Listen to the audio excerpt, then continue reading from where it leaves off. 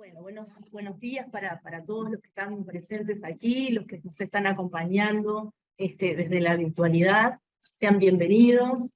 En esta ocasión estamos trabajando en la segunda jornada, ¿verdad?, de Historia Antigua, que organiza la sala del Departamento de Historia del Instituto, del IPA, y contamos con la presencia de compañeros entrañables de la casa, con Cristina, y también con quienes trabajan con ella actualmente en la Facultad de Humanidades, con Santiago García y con José López en la primera parte, y como ustedes vieron en el programa, en la segunda parte nos van a acompañar también compañeros de esta casa, que son el profesor Daniel Reboredo y el licenciado Alfredo Cajaravilla.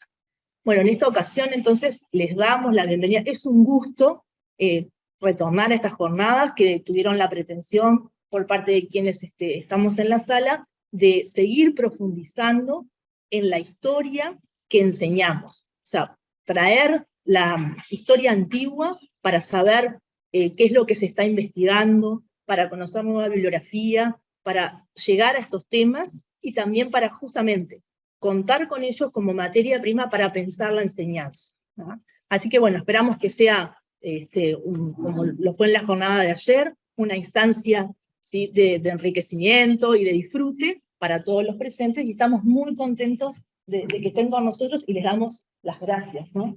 En cuanto a la dinámica de trabajo va a ser, primero vamos a tener estas 3 ponencias iniciales, luego vamos a tener las preguntas de ustedes, un espacio para preguntas. Van a tener 2 formas: quienes están en la virtualidad lo van a hacer a través del chat, y quienes están en el presencial aquí con nosotros acompañándonos, les vamos a dar unas hojas para que las hagan llegar por escrito. Vamos a coordinar desde la mesa con Mari y con Daniela Tomeo, y luego las vamos a hacer llegar a la mesa de los ponentes, ¿no? Posteriormente vamos a hacer un breve corte, ¿sí? Y luego vamos a retornar, calculamos que alrededor de las 12 para la segunda parte, para la segunda instancia. Bueno, entonces vamos a presentar la primera ponencia, ¿no? En este caso, la primera ponencia, como decíamos, corresponde a la profesora Cristina Barbero, y lleva por título Soberanía, Ley y Anarquía en la Atenas del siglo V. La profesora Cristina Barbero, como ustedes saben, es profesora adjunta de la Unidad Curricular de Historia Antigua del Departamento de Historia Universal de la Facultad de Humanidades y Ciencias de la Educación, DELAR, y es ex profesora de Historia Antigua en formación docente, aquí nos acompaña muchos años en esta casa, y actualmente trabaja en línea de investigación Teatro y Democracia en la Atenas del siglo V. Bueno, entonces los dejo con ella para disfrutar. Bueno, buenos días a todos. De más está decir que estoy feliz aquí, donde di clase tantos años, rodeada de muchos de mis estudiantes, de compañeros, de amigos, de colegas nuevos, de otras casas. Quiero agradecerles la invitación a los compañeros de la sala y felicitarlos porque hayan tenido la idea de poner esta jornada de historia antigua que, a mi entender, nos enseña tanto, no solo sobre la antigüedad, sino sobre nosotros en el presente.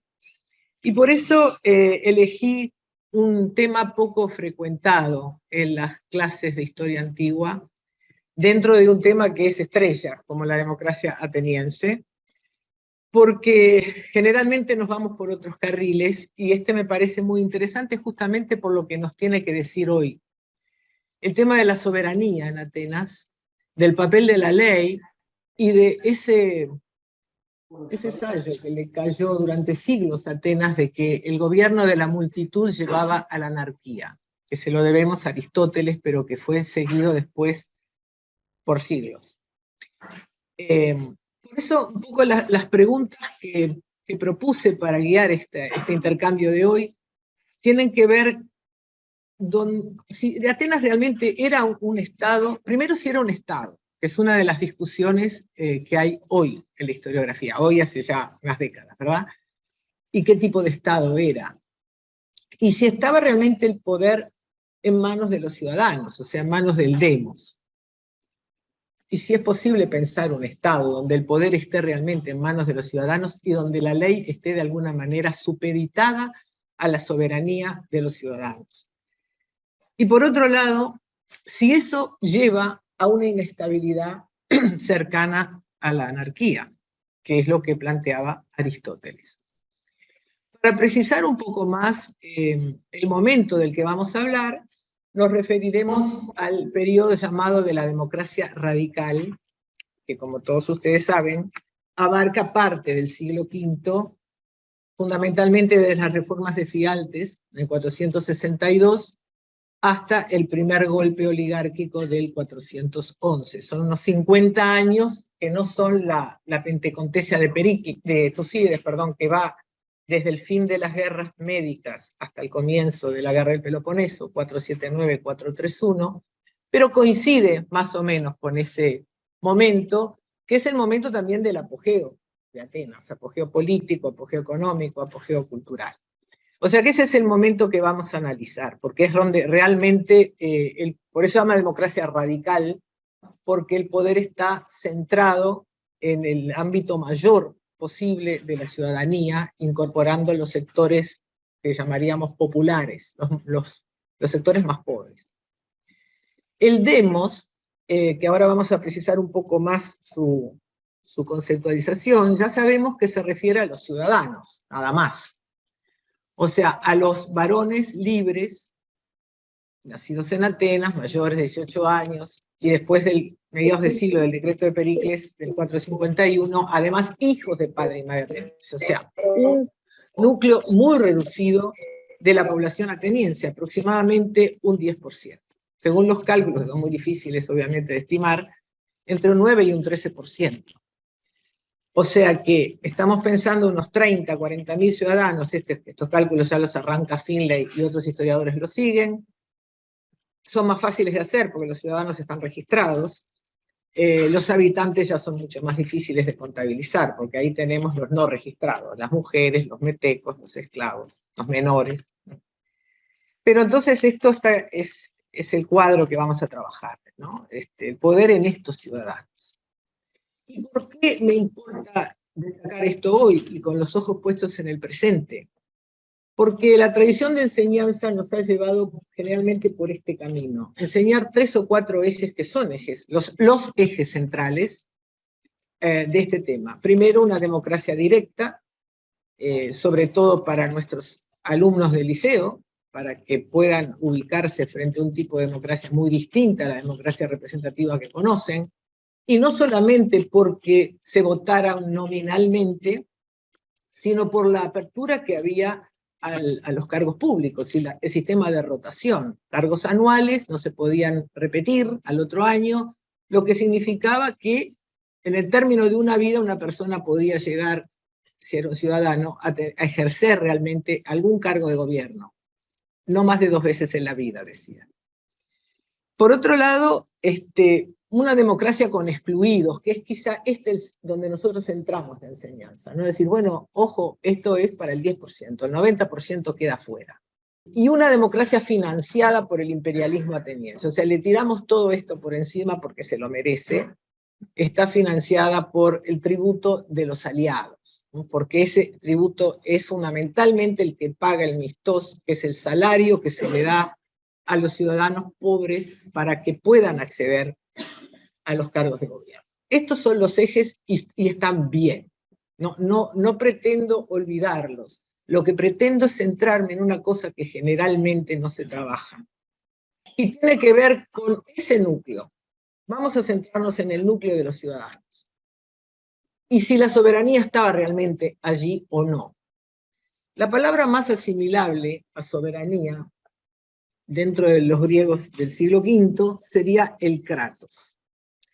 El kratos es una fuerza o un poder que se aplica sobre un vencido. O sea, es el poder que el que vence aplica sobre un vencido, después de una victoria. Y si decimos que el demos son los ciudadanos, la democratía, o sea, el kratos del demos, tenemos que ver a partir de cuándo y de qué victoria. El punto de partida es discutido entre los historiadores, algunos lo marcan en Solón, otros lo marcan en Clístenes, otros lo marcan en Efialtes, que es realmente el que le da el puntillazo final a los aristócratas, al desplazar al areópago, que era el órgano realmente aristocrático, y pasar la mayor parte de sus poderes a la asamblea, a la eclesia, y otra parte a la bulé y otra parte al tribunal de los eliatas, todos órganos de mayor amplitud. Por eso de la aristocratía, del kratos de los aristoi, del kratos de los nobles, pasamos a la democratía, al kratos del demos. Vamos a precisar un poco más el término demos, que es un término muy polisémico y que generalmente se traduce como pueblo, y es una traducción riesgosa, porque pueblo podríamos entender a todos los habitantes de Atenas, ¿no? Y sin embargo demos está referido al conjunto de los ciudadanos, al colectivo cívico. Tiene otros sentidos más específicos también. También es, y este es fundamental, el colectivo de ciudadanos actuando en la asamblea, donde decide. También a eso se llama demos. A partir de Clístenes también es demos una circunscripción cívico-territorial donde se registran a los ciudadanos y donde se practica o se ejerce el gobierno local.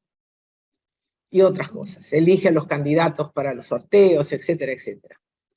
Y por último, hacia fines de siglo, ya cerca del comienzo de la guerra del Peloponeso, muerte de Pericles, los oligarcas sobre todo empiezan a hablar del demos en tono despectivo como el populacho, los sectores subalternos. En la charla yo me voy a referir a los dos primeros sentidos del demos. O sea, el demos como conjunto de ciudadanos y demos como conjunto de ciudadanos ejerciendo en la asamblea. ¿Por qué? Porque la asamblea es el órgano central en el periodo de la democracia radical. ¿Por qué la asamblea? Porque la asamblea es el corazón de la democracia. Mirando nada más que las competencias. Fíjense que la asamblea tiene la iniciativa, que es decir, no tiene que ser convocada por nadie, se reúne regularmente, gracias. Tiene la iniciativa para proponer, rechazar, enmendar todas las leyes y todas las medidas de gobierno interno y exterior de Atenas durante este periodo, incluyendo tratados de paz, declaraciones de guerra, alianzas. Administra el tesoro de Atenas y el tesoro de la Liga, o sea, las finanzas del Estado. Elige a los magistrados que no son designados por sorteo, o sea, los estrategas, que son los magistrados más importantes, los tesoreros y otros, y controla a todos los magistrados, con un triple examen. Al entrar al ejercicio del cargo, durante el ejercicio del cargo, en cualquier momento puede pedir rendir cuentas, y al final. Y puede, bueno, vota impuestos, y puede excluir a un ciudadano del cuerpo cívico mediante el ostracismo. O sea que sus poderes vistos desde un gobierno actual serían absolutos, ¿no? Entre otras cosas porque además no tiene ningún órgano que la controle, no tiene ningún órgano por encima de ella ni por fuera de ella. Cuando la asamblea resuelve, después de discusión y votación, algo, encabeza las leyes que se van a escribir con la frase el demos ha decidido, o nosotros hemos decidido. Estas sesiones se hacían cada 8 o 10 días, como les digo. Las resoluciones que emanaban de la asamblea se llamaban cefisma, que a veces se traduce por decreto. Otra traducción espantosa, porque decreto en el orden jurídico actual es inferior a la ley. Y en realidad el cefisma es superior a la ley, porque es el que crea la ley. Cuando la ley pasa de la oralidad a la escritura, de ser cefisma a ser nomos, se escribe en piedra, se escribe en cerámica, se escribe en bronce, se expone en la Acrópolis para que los ciudadanos la conozcan, para que los tribunales la conozcan. En realidad para los atenienses eso es el segundo paso, no es una cosa superior. Es más, los historiadores, por ejemplo, Peter Rose ha tratado de definir, bueno, cefisma es el acto de legislar y nomos es la ley escrita cuando ya está incorporada al corpus legal. Pero para los griegos de este periodo eran dos pasos de un mismo asunto, ¿no? Y el primero estaba por encima. ¿Por qué? Porque la Asamblea podía en cualquier momento desandar esa ley. En cualquier momento podía hacer la sesión siguiente. No, Gabriela Torres no trabaja acá, trabaja solo en el hospital. El tema es que la Asamblea podía hablar en cualquier momento. Esa es una de las cosas que yo voy a decir justamente. Entonces, este tema hace que la ley, y vamos al segundo punto, fuera transitoria. La ley estuviera vigente hasta tanto la Asamblea decidiera otra cosa.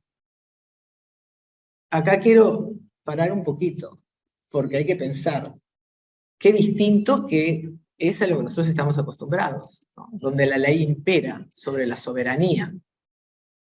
Porque para desandar una ley hay que poner en marcha un mecanismo de soberanía directa, como son los actos plebiscitarios, que lo tenemos muy clarito recientemente, son complejos, son difíciles, ¿no? Mientras que acá simplemente la semana siguiente se podía hacer, por la decisión de quienes asistían a la asamblea ese día. Es otro asunto que vamos a ver ahora. Eso es lo que llevó a decir Aristóteles, que en Atenas lo que gobernaba era la multitud y no la ley. Con esa clarividencia que tenía, a mi juicio muy mal empleada lamentablemente, pero con esa clarividencia decía, esto es el gobierno de la muchedumbre. No tiene rango de Estado.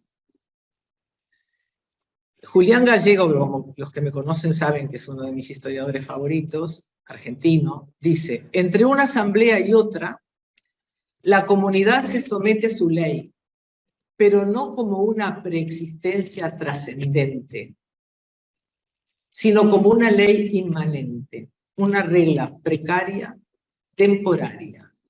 Por eso son soberanos los decretos y no las leyes. O sea, la ley no existe antes y por encima, la ley está dentro del decidir de los ciudadanos. O sea, la ley estaba sujeta a la soberanía del demos y no el demos sujeto a la ley. Ya sé que las preguntas vienen después, pero no sé si esto está claro, más o menos. Un elemento que agravaba esta precariedad de las leyes era la indeterminación de la asamblea como cuerpo. Porque la asamblea era un órgano de asistencia libre, al que cada semana iba el que quería. Entonces una semana tenía una composición, la semana siguiente tenía otra. Por lo tanto, la correlación de fuerzas dentro de la asamblea podía hacer variar totalmente lo que se había decidido. Y de esto hay ejemplos clarísimos. Uno de ellos es justamente el de las reformas de Fialtes.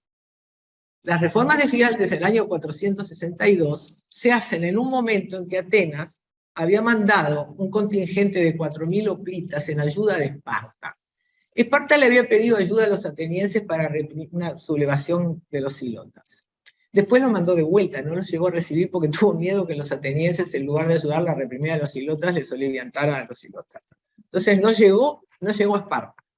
Pero el hecho es que esos hoplitas no estaban en ese momento en la asamblea, sesión de la asamblea, en que Fialtes propone las medidas más radicales que pasan potestades del Areópago a la iglesia. ¿Y quiénes estaban ahí? Los sectores más pobres, porque los hoplitas eran los pequeños y medianos propietarios, no estaban en Atenas.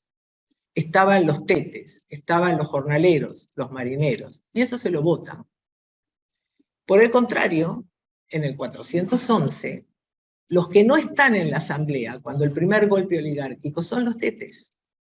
Atenas está en guerra, la flota con los marinos está en Samos, y los que están en la asamblea son los hoplitas. Y entonces votan la reducción de la participación ciudadana a 5.000 ciudadanos primero, a 3.000 después. O sea que la correlación de fuerzas en el momento de la asamblea podía variar no solo una ley, podía variar la estructura del Estado.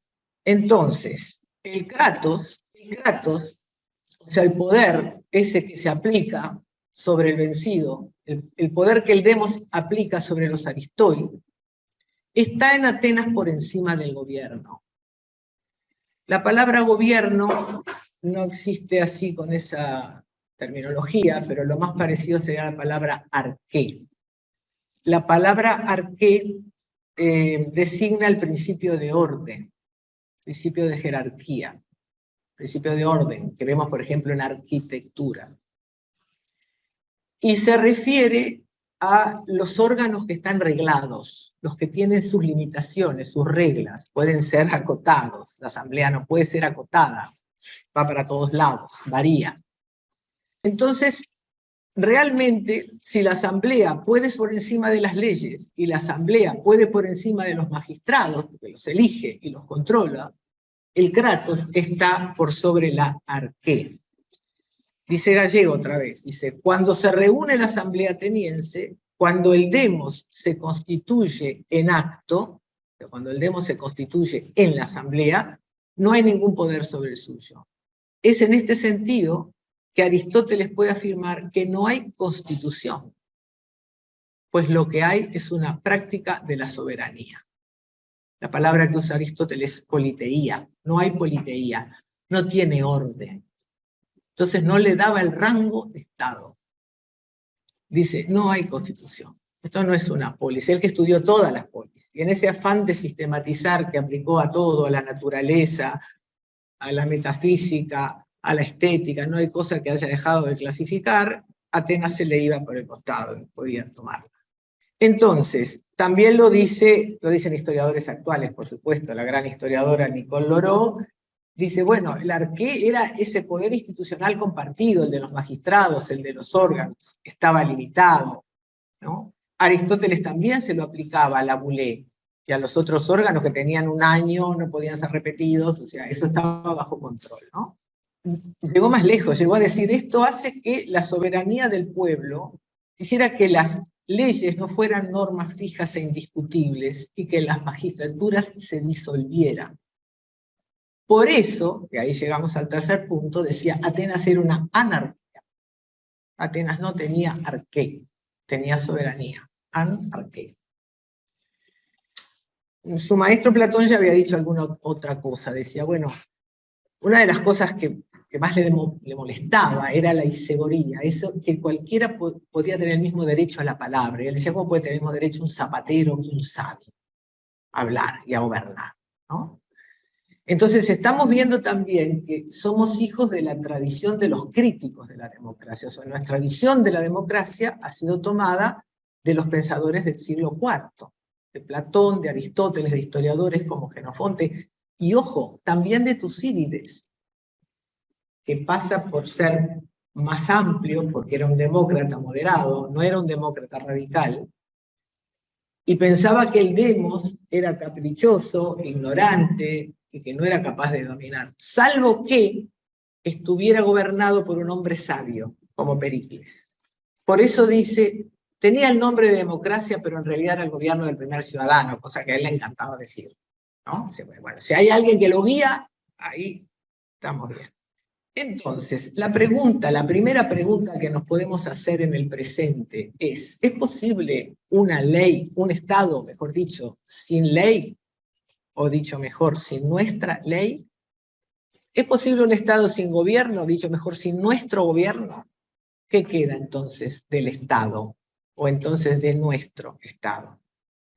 Y aquí tenemos un punto importantísimo para la enseñanza, y es que naturalmente todos trabajamos el concepto de Estado como si fuera un concepto natural, y no un concepto histórico. Dicho sea de paso, hay grandes historiadores como Moshe Beren, que cuestionan Atenas, dice Atenas no era un Estado. Atenas era una sociedad civil. Atenas era una sociedad cara a cara, un colectivo de ciudadanos que se manejaba, pero no era un Estado. Porque el Estado moderno, que es lo que tenemos, el formato que tenemos en la cabeza, es otro, ¿no? El Estado moderno tiene que tener algunas cosas, tiene que tener un territorio, tiene que tener una constitución, tiene que tener un poder de coerción, y ese Estado, que nace para algunos historiadores en el siglo XV, para otros, o XVI, para otros en el XIX, con el Estado-Nación Europeo, es muy difícil de aplicar a las sociedades antiguas. Entre otras cosas, el territorio para las sociedades antiguas, para el Estado, es algo bastante secundario. Piensen en Roma, por ejemplo. Roma se considera un estado cuando es una polis del Lacio, y se considera un estado cuando abarca todo el Mediterráneo. Y se sigue llamando la República Romana. El territorio empieza a agrandarse y ellos siguen considerándose. ¿Por qué? Porque el Estado no es ese territorio, el Estado es el colectivo de los ciudadanos, estén donde estén. Entonces, primera cosa es esta, que el Estado se plantea para los ciudadanos como un nosotros, no como un otro. No se concibe que sea un aparato separado de los ciudadanos o que se imponga sobre los ciudadanos, sino que está consustanciado con el cuerpo de los ciudadanos. Como ese hay amor, el Estado y el ciudadano son la misma cosa. Nunca vamos a encontrar un pegotín de bajen el costo del Estado en el Partenón. Porque el Estado no es otro que me amenaza, que se interpone. No, el Estado somos nosotros, somos los ciudadanos. Siguen preguntas que nos hacemos. Entonces, ¿cómo se cumplía la ley? Dentro de esta gran indeterminación e inestabilidad. Cada semana. Lo cierto es que durante este periodo no tenemos grandes episodios de anarquía en el sentido nuestro en Atenas. Tenemos muchas rebeliones de las ciudades aliadas, porque dicho sea de paso, Atenas sí que aplicaba su kratos sobre los aliados. Atenas era implacable con los aliados, ¿no? Pero dentro de Atenas no tenemos grandes episodios de rebelión en este periodo que estamos hablando. La policía de Atenas era mínima. Había unos pocos esclavos, no más de 300 para 200 o 300.000 habitantes, que actuaban como policía, que más bien era para el orden en la asamblea. Estaban los tribunales de justicia, por supuesto. Esto era importante también, amplísimo, 6.000 ciudadanos lo ejercían en distintas secciones. Había algunos recursos de control, por ejemplo la paranomon grafé. La paranomon grafé, si lo recuerdan, era la posibilidad que tenía cualquier ciudadano de denunciar que una cosa que se estaba discutiendo en la asamblea era contraria a las leyes de Atenas. Entonces se paralizaba la votación, una comisión de muchas que trabajaban para la asamblea y para la bulé estudiaba el asunto, y si tenía razón el ciudadano que había denunciado esto, la ley quedaba sin efecto o la medida quedaba sin efecto. Pero si no tenía razón, estaba sometido al juicio que podía llegar al ostracismo. Quiere decir que esto era un freno para usar el mecanismo de, eso no está de acuerdo, como una maniobra política y paralizar una votación, porque lo que podía venir en consecuencia era peor. Bueno, el ostracismo, es el más mecanismo de control de que el colectivo de ciudadanos te pueda expulsar y quitar los derechos de ciudadanía, era una amenaza permanente sobre aquel que quisiera transgredir algunas de las normas consideradas fundamentales. La presión del colectivo, lo que podríamos llamar la opinión pública. Y esto ya sería todo un debate de por sí interesantísimo, ¿no? ¿Qué peso podía tener esto en Atenas? Porque algunos historiadores, el caso de Nicole Loró es uno de ellos, dice, bueno, esto es en realidad es una costumbre aristocrática. Los iguales están controlando y están presionando y están viendo qué pasa. Y ese es el mecanismo de control de los organismos colectivos aristocráticos también. Pero la idea de que una sociedad cara a cara, como la llama Finlay, cara a cara de verdad, con un radio de 8 o 10 kilómetros en la ciudad, el otro pesa en lo que yo haga, para bien y para mal. El teatro era una herramienta central en el mantenimiento de la democracia, porque subliminalmente el teatro maneja la imperiosa necesidad de no transgredir las reglas de la convivencia. Si ustedes se fijan, sobre todo en la tragedia, todos los personajes de la tragedia que son castigados, aunque son personajes que se remiten al pasado médico, es porque transgreden alguna norma, una norma de convivencia, ¿no? O sea que teatro, que era un hecho central en Atenas, no era un divertimento de un domingo, era una de las herramientas de la democracia. Una cosa extraña para nosotros, los particulares podían emprender acciones en defensa de algo que sintieran que los había perjudicado, con la ayuda de familiares, amigos, vecinos, ir en contra de aquel que los había ofendido. Entonces dicen, bueno, acá sí, acá está bravo porque el Estado, ¿cómo hace?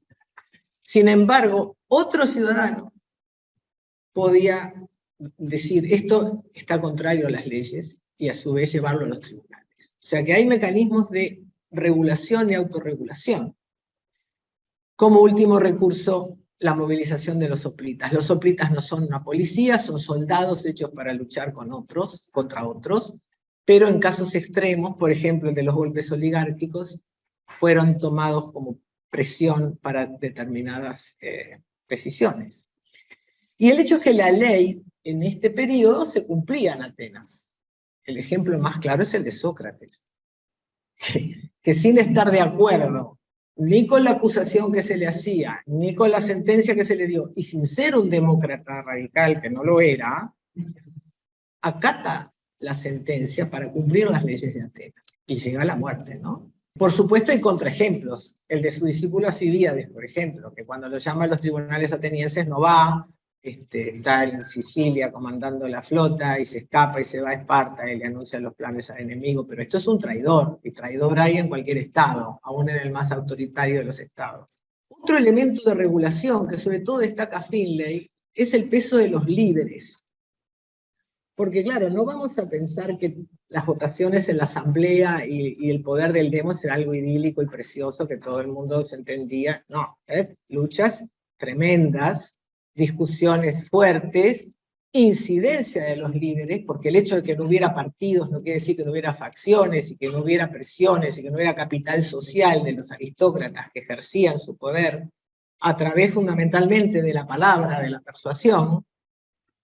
Pero el tema es que estos individuos tenían que tener cierto poder de convicción y cierta empatía con las demandas del demos, porque el que votaba, al final de cuentas, era el demos. Entonces tenía que haber como una especie de sintonía entre el demos y el líder. No podía imponerse cualquier cosa. También el caso más claro es Pericles, individuo reelecto durante casi 30 años, pero que fue sometido al juicio de la asamblea cuando no le gustó una medida que tomó en la guerra del Peloponeso. O sea que el máximo líder que tuvo en este periodo de Atenas también estaba sometido al rechazo de la asamblea. Pero lo corriente, digamos, sería que probablemente los líderes pudieran ejercer influencia sobre el movimiento del demos. Y eso se autorreguló a los efectos que estamos hablando hoy, de que no se produjeron acontecimientos de desorden, del orden, de convivencia de los ciudadanos. La pregunta es ¿por qué este tema es tan poco frecuentado? ¿Por qué nos hemos centrado en otros? Que vuelvo a decir para que no se confunda nadie, que no los olvido. No olvido que estoy hablando del 10%, no lo olvido. Lo que digo es por qué no nos hemos centrado nunca en este 10%. ¿Por qué nos centramos en el 90% que queda fuera? Y no nos centramos en el poder que Atenas le dio a la ciudadanía, y que podíamos haber tomado eso para desarrollarlo en lugar de lo otro. Poder que no se volvió a dar nunca más en la historia. Ni siquiera en las democracias modernas. Salvo en los actos plebiscitarios. Y para decir sí o no.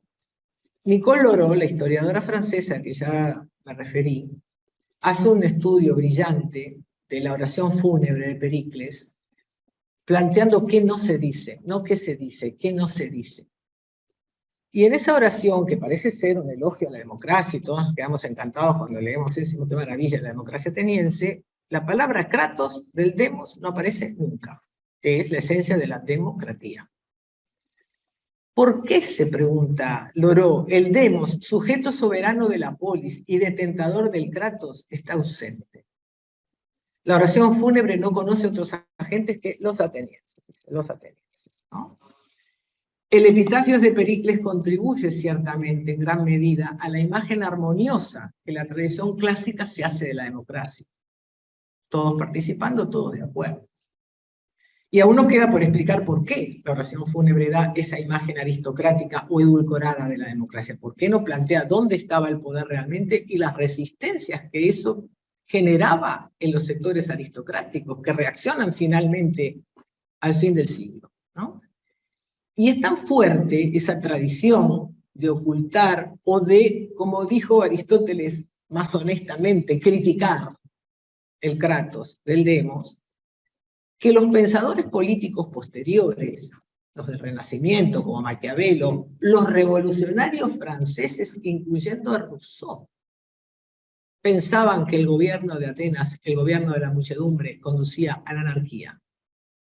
Ortega y Gasset pensaba lo mismo en el siglo XX, ¿no? O sea que de alguna manera se ha invisibilizado eso porque por alguna razón se siguió pensando que el demos no era capaz de gobernar. Podríamos traer miles de ejemplos, ¿no? Los de Aristófanes, por ejemplo, en la comedia. Pero también podríamos traer muchos autores modernos, y modernos en el sentido histórico, del siglo XVIII, XIX, XX, ¿no? Entonces, y cerrando el asunto, ¿por qué me parece que este es un tema interesante y que es interesante para el presente? Porque nos pone realmente un espejo de la relación entre el ciudadano y el Estado. En el sentido no solamente político, o sea, qué participación tienen los ciudadanos hoy en las multidiversas democracias que tenemos, sino qué relación cultural tenemos con el Estado, cómo lo representamos, cómo lo concebimos, cómo lo introyectamos, si nos consideramos como sujetos en un mundo en el que el Estado pierde pie ante lo global, si nos consideramos como individuos simplemente, si tenemos alguna participación, si nos mueve más la participación política o el consumo. Y por eso, una cosa que leí hace poco, en un ejemplar de junio de Le Monde Diplomatique, me pareció que estaba bueno para poner al final de esto y decir, bueno, la antigüedad nos enseña sobre el presente, ¿no? En un artículo que analiza el fenómeno Milei, en Argentina, dice: el sentido de las mutaciones en curso pareciera conspirar contra la democracia, concebida más que como sistema de gobierno, como cultura, como horizonte de convivencia e igualdad, y yo diría, y de participación. Fíjense que estos autores no deben haberle, puede ser que sí, pero digo, no deben haber leído antes de escribir este artículo el concepto de arqué de Aristóteles, ¿no? Y sin embargo dice: pareciera conspirar contra la democracia concebida más que como sistema de gobierno, más que como arqué, como cultura, como horizonte de convivencia e igualdad. Por eso cuando nosotros enseñamos la democracia ateniense a partir de las instituciones y ponemos la asamblea a la par de las otras instituciones, aunque digamos que es la más importante, no estamos realmente hincando el diente al kratos del demos. Y creo que vale la pena, juntamente con todo lo demás. Digo una vez más, no me olvido que queda el 90 afuera. Digo, ¿por qué no tomamos lección de lo que pasó con ese 10? Bien, aquí les dejo algunas sugerencias bibliográficas. Algunos son libros, otros son artículos, están todos accesibles. Y bueno, les agradezco nuevamente a todos, a ustedes por la invitación, a ustedes por venir, y quedan las preguntas para cuando dispongan.